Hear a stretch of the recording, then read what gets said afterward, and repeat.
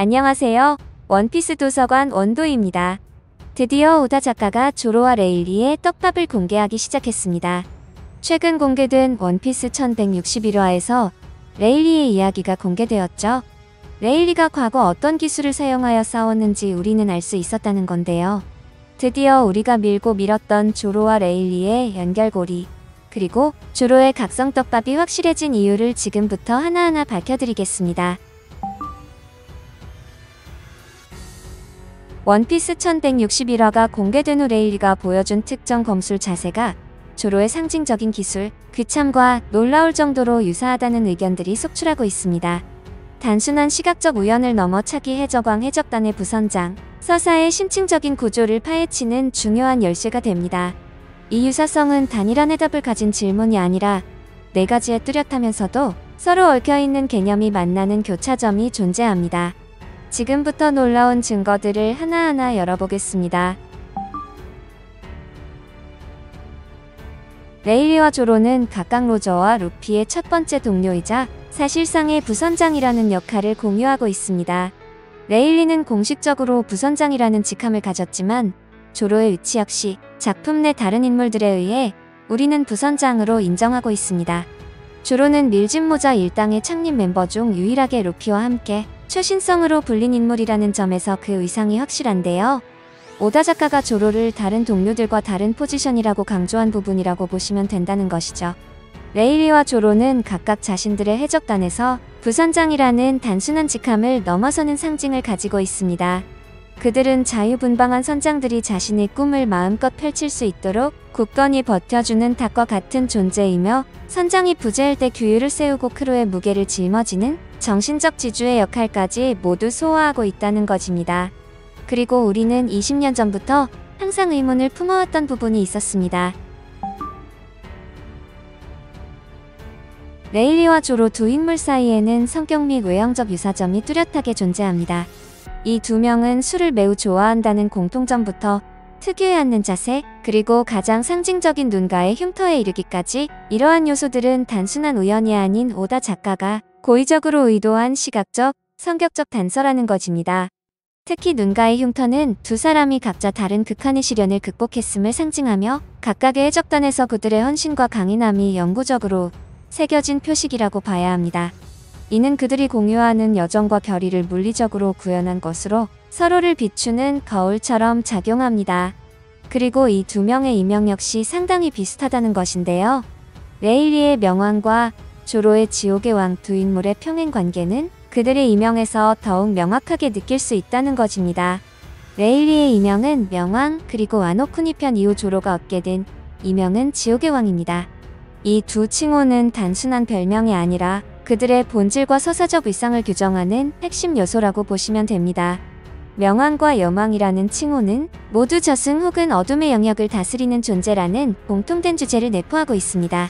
레일리의 명왕은 과거 시대에 살아있는 전설로서 이제는 세상의 주목에서 벗어난 어둠 속에서 활동하는 왕이라는 회고적 의미를 지니고 있고, 반면 조로의 지옥의 왕은 지옥의 심판관 연마의 이름을 딴 검 엔마를 길들이고 대간판 킹이라는 이름의 강자를 쓰러뜨림으로써 쟁취한 현재 진행형 칭호입니다.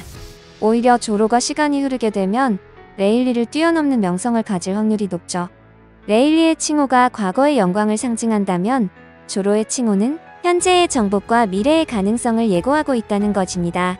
조로는 레일리가 이미 이룩한 전설의 길을 지금 막 걷기 시작한 것입니다. 이러한 평행적 이명은 직접적인 계승이 아닌 원형적 계승의 서사를 가지게 됩니다.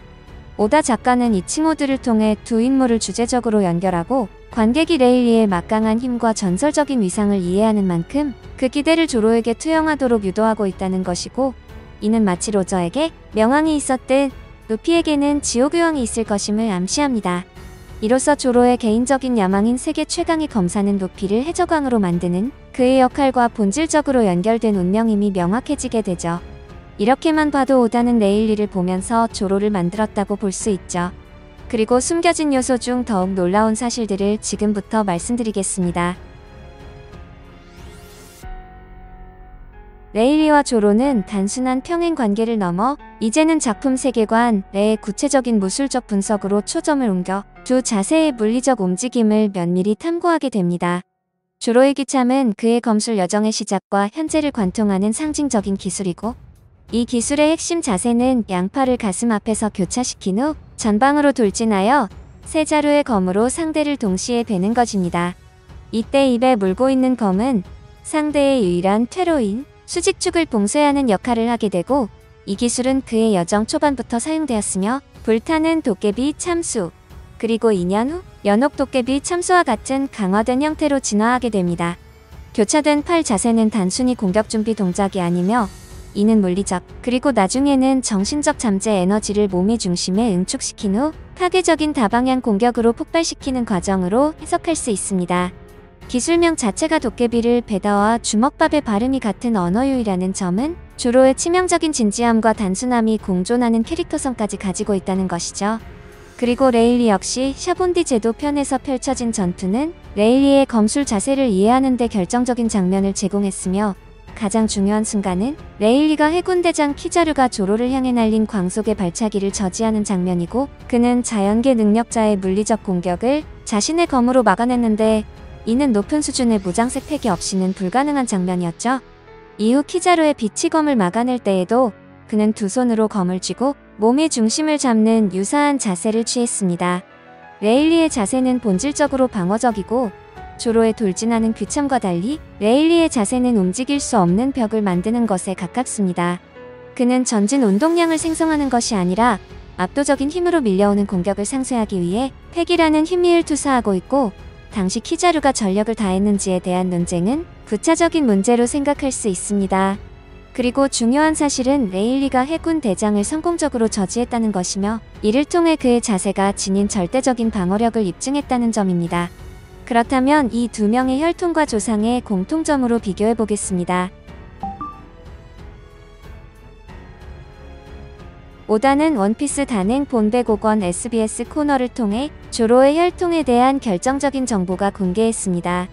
조로는 롤로노아 아라시와 테라의 아들이며, 그의 친할머니는 시모츠키 우리코이며, 그녀는 링고의 마지막 다이묘였던 시모츠키 우시마루의 누이입니다. 이로써 우시마루는 조로의 종조부가 되며, 조로는 거무, 시모츠키 류마의 직계 후손인 우시마루와 직접적인 혈연관계임이 밝혀지게 되었죠. 이 사실은 단순한 배경 정보가 아니라 조로의 엄청난 재능, 투지, 그리고 검사로서의 본질 자체가 계승된 것임을 시사하며 그의 캐릭터 전체를 재정해야 한다고 볼 수 있습니다. 조로와 우시마루 사이의 놀라운 외모적 유사성은 작품 내 인물에 의해서도 언급되며 만화와 애니메이션에서 명백하게 묘사됩니다. 사용자가 언급한 조로의 기술 피아나가 우시마루의 분위기와 비슷하다는 관찰은 여기서 그 타당성을 얻게 됩니다. 그리고 우리가 가장 궁금해하는 부분이죠. 바로 조로와 레일리의 눈이 상처와 조로의 각성입니다. 조로의 흉터가 세계 최강의 검사 쥬라큘 미호크의 밑에서 수련하는 동안 생겼다는 점은 팬들 사이에서 거의 정설로 받아들여지고 있습니다. 조로는 자신의 가장 큰 목표이자 라이벌에게 머리를 숙이고 강함을 갈구했으며, 그 2년의 시간 동안 흉터를 얻었습니다. 하지만 작가 오다는 공식 자료집 어디에서도 이 흉터가 구체적으로 어떻게 생겼는지에 대한 설명을 단 한 번도 제시하지 않았다는 것입니다. 마치 팬들에게 열린 결말이라도 내놓으라는 것인지도 모른다는 생각까지 들죠. 물론 지금까지는 그렇다는 겁니다. 최근 다시 떠오르고 있는 이론은 이렇습니다.